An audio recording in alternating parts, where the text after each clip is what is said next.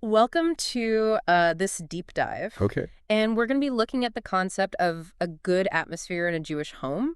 But Right. we're going like deeper than, just like a house of Torah, right? Like just the amount of learning you're doing or following all the rules. Right. And the really cool thing is we're going to be basing this on some pretty unique source Oh, material. wow. We have audio recordings of lectures from my prominent contemporary rabbi. Hmm. Interesting. This is not stuff that often makes its way outside of like, a close circle. Okay. So this is really cool, to be able to like peek behind the curtain, as it were. Yeah, no, that sounds really fascinating. Yeah. And what's really striking about these lectures is that the rabbi starts off by being asked this very simple question. Okay. How do you create a good atmosphere in a home? Mm-hmm. And he really struggles with answering it. He says he needs a series of miracles to even figure out where to begin. Miracles to answer a question about home atmosphere. Yeah. That definitely makes me curious. So what was like the first breakthrough? So his first big idea is that atmosphere is not just a feeling. Okay. It's tangible, it's real, it's like a force. So not literal air quality, right? Like what do you No. mean by tangible? More like an energy that pervades a space. Okay. And he gives these examples like banks, hospitals, Yad Vashem. Oh, yeah. Each one has like a distinct atmosphere that you can almost feel the second you walk in. Totally. I get that. Yeah. You walk into a hospital, you immediately feel like a sense of seriousness, maybe even like anxiety. Yeah. And Yad Vashem, I mean, you just feel the weight of history. Right. So, but how did he prove that this atmosphere is more than just like our perception? He talks about this experiment. Okay. People are asked to breathe air taken from different locations, Wow. a wedding hall, and a house of mourning. Okay. And without knowing which was which, they could actually feel either joy or sadness just from breathing it in. That's pretty wild. Yeah. So if we can literally like breathe in atmosphere, what is it that actually creates this in the first place? So his core teaching is that the entire world operates on two opposing forces. Okay. A desire to give, Mm-hmm. which leads to unity and holiness, Okay. and a desire to take, Mm-hmm. which is driven by separation and ego. Mm-hmm. And he says these forces exist within us too. So you mean like our soul wants to give, Right. but our body, influenced by our ego, can get kind of stuck in that taking mode. Exactly. That makes sense. And here's a really fascinating part. Okay. He says that even our physical body is actually designed to give. Really? It's just been pulled in the direction of selfishness by the ego. Interesting. And that's why when we act selfishly, it feels wrong. We're going against how we were created to function. Wow. That's powerful insight. It is. Like we have this blueprint for giving within us, even on a cellular level. Right. So it's no wonder when we act selfishly, it feels off. All right. So how does all this tie back to creating a good atmosphere at home? So he uses the example of the joys surrounding a wedding. Mm-hmm. It's so powerful, he says, because both partners are focused on giving to the other person. Okay. Their actions are completely aligned with that giving energy of the universe. Right. And that creates this incredibly positive atmosphere. They're tapping into that like pure selfless energy that's kind of at the core of everything. Exactly. It's beautiful. And it goes even deeper than that. Okay. He describes marriage as a kind of reset button. A reset button. Yeah, past wrongdoings are forgiven Interesting. because the couple is committing to a life of giving, Mm-hmm. which counteracts the ego, the very source of wrongdoing. That's a really profound concept. It is. But does that mean that like people who aren't married Right? or, maybe people in relationships where the giving dynamic is a struggle, are they somehow missing out? That's a great question. Yeah. And one that he doesn't specifically address. Right. But I think if we consider these two forces, giving and taking, Mm-hmm. as constantly at play in all of our lives, Mm-hmm.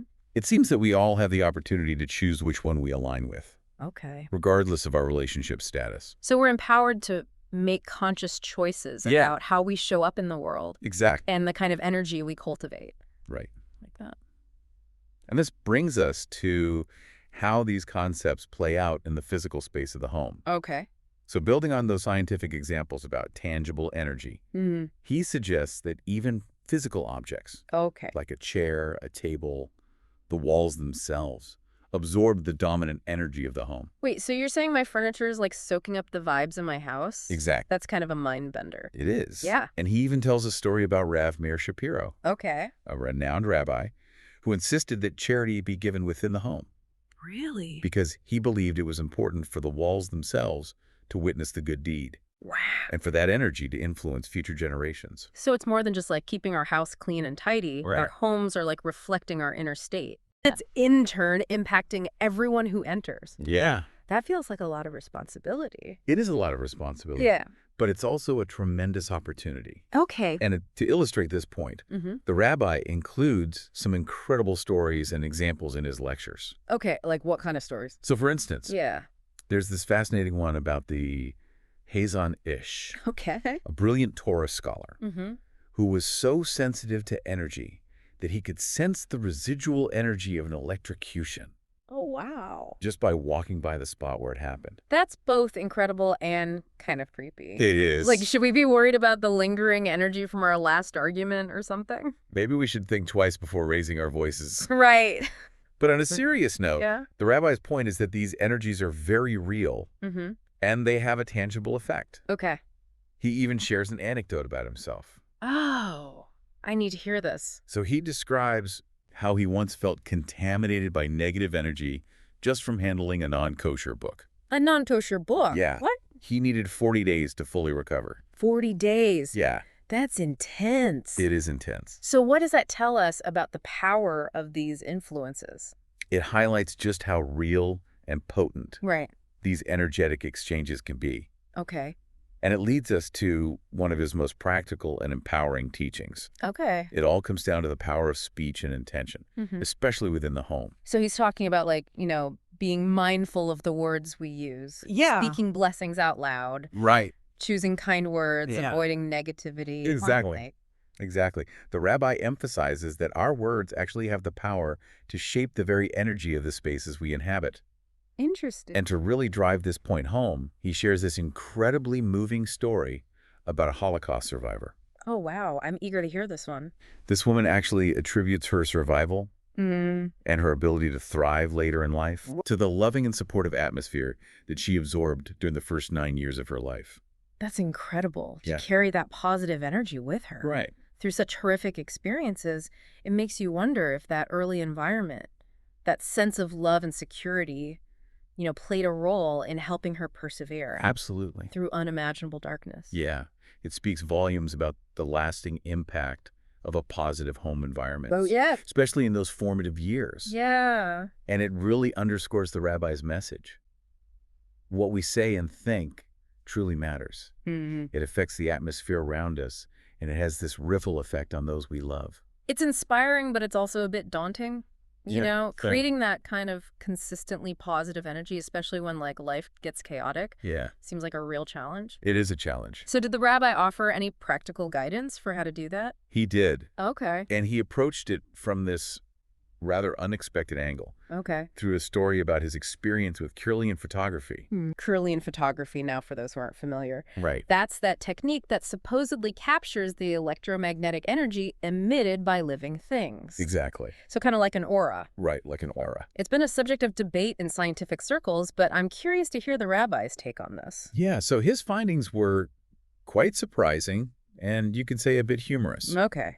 He was shocked to discover that his own energy registered as deeply negative, Really? while the energy of a Baal Teshuvah, someone who recently became observant, was incredibly positive. So the rabbi, like a prominent rabbi, had negative energy. Yes, very negative energy. Wow, that's unexpected. It is. What do you think he took away from that experience? I think it's a humbling realization. Okay. Even the most learned or devout individuals can be affected by negative energy. Right. But here's what's really fascinating. Yeah. A student of his who was struggling and who showed kind of a dark energy field was instantly transformed just by focusing on an image of his revered rabbi. His energy turned pure white. Just by shifting his focus. Yes, just by shifting his focus. He was able to change his energetic state. Exactly. Is that really possible? It's certainly thought-provoking. Yeah. And while we might not all have access to Kirlian cameras to see these shifts, Right. the rabbi's message is clear. Okay. Positive thoughts, connecting to mentors or sources of inspiration, Right. and acts of kindness. these all have a real tangible impact on our energy Yeah. and the energy we project outwards. It makes you think about our homes in a whole new light. It's not just about the physical space Right. and how we decorate it, but about cultivating this unseen yet powerful energy field Exactly. that impacts everyone who enters. Yeah, absolutely. So the rabbi's lectures offer a framework They do. for understanding how to create that kind of environment. They do. We've talked about aligning ourselves with a giving energy, Right. being mindful of our words, Yeah. and surrounding ourselves with positive influences. Exactly. But there's another layer to this There is. that's a bit more subtle, but equally important. Yeah.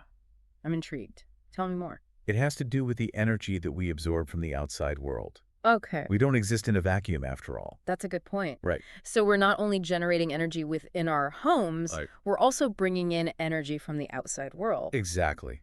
Okay. Think about it. Mm-hmm. We spend time in all sorts of places throughout the day. Right. Workplaces, stores, even just walking down the street. Sure.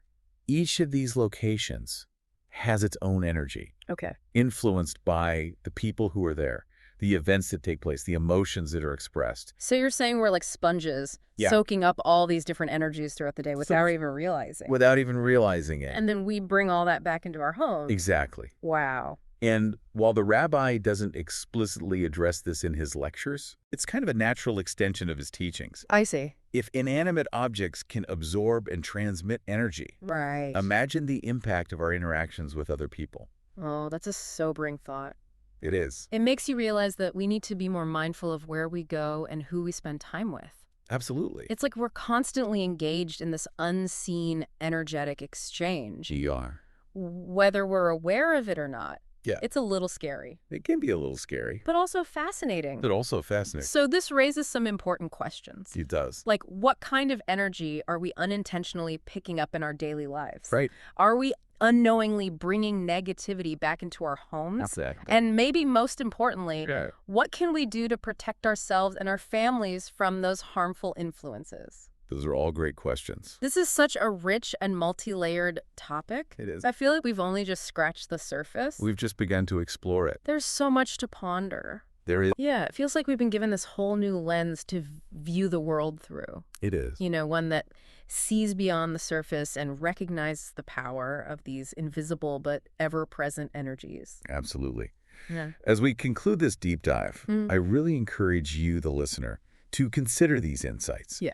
And think about how you can apply them to your own life. Yeah. What can you do starting today to create a more positive and harmonious atmosphere in your own home? Right. What steps can you take to become more aware of the energetic impact of the places you go Mm-hmm. and the people you interact with?